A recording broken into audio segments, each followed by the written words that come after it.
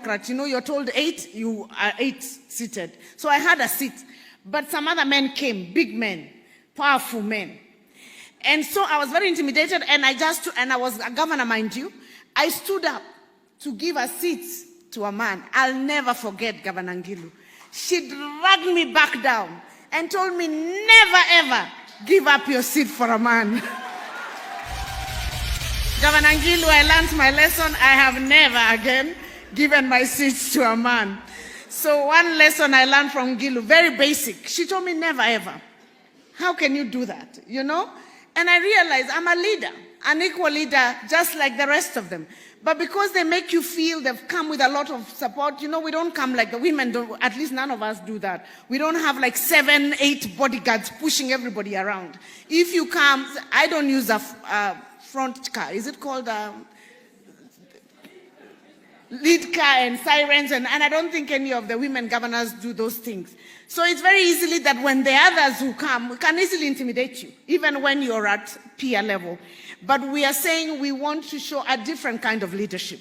We want to show a leadership that has an impact on the ground. We want to show why devolution actually happened, that women can lead and can deliver. And this is not a threat to the men. For me, who is the chair of the council, they know I beseech the second-term governors, please, second-term governors, support women candidates, because you're not running again. And there are women candidates who can make it in every county, we believe. It is our duty to encourage more women to aspire to political leadership, and not just political leadership, as Governor Sakaja has said, but also leadership in general. We will be localizing this strategy, starting with the 7 counties.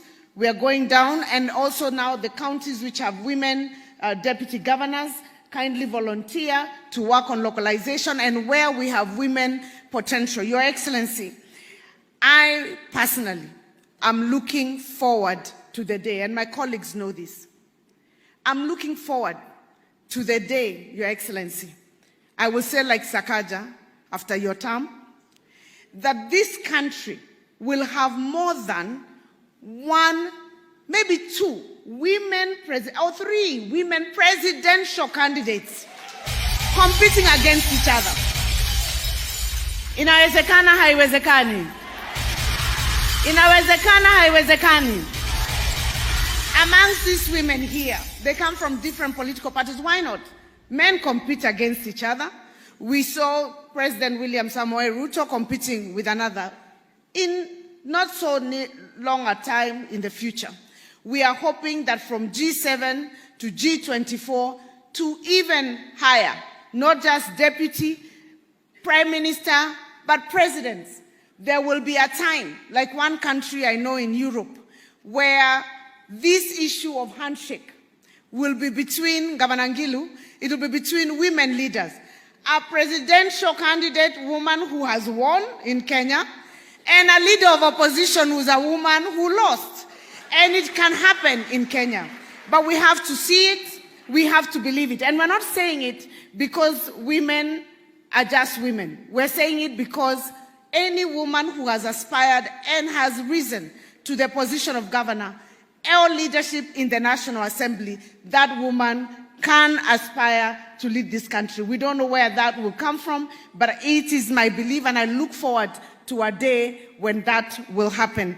And I will say like Sakaja, I support my president, yake ni 10 straight. Hiyo tulisema, si ndio?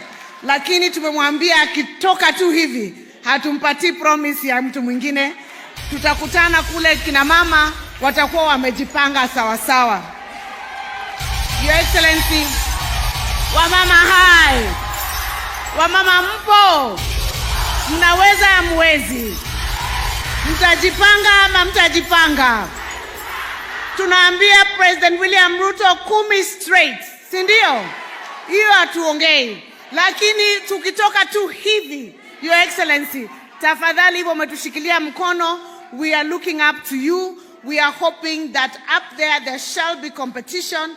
Many of these women will present themselves, and may the best woman at that time win. Your Excellency, ladies and gentlemen, as I conclude, I leave you with the contemplative words of trailblazer Margaret Mead.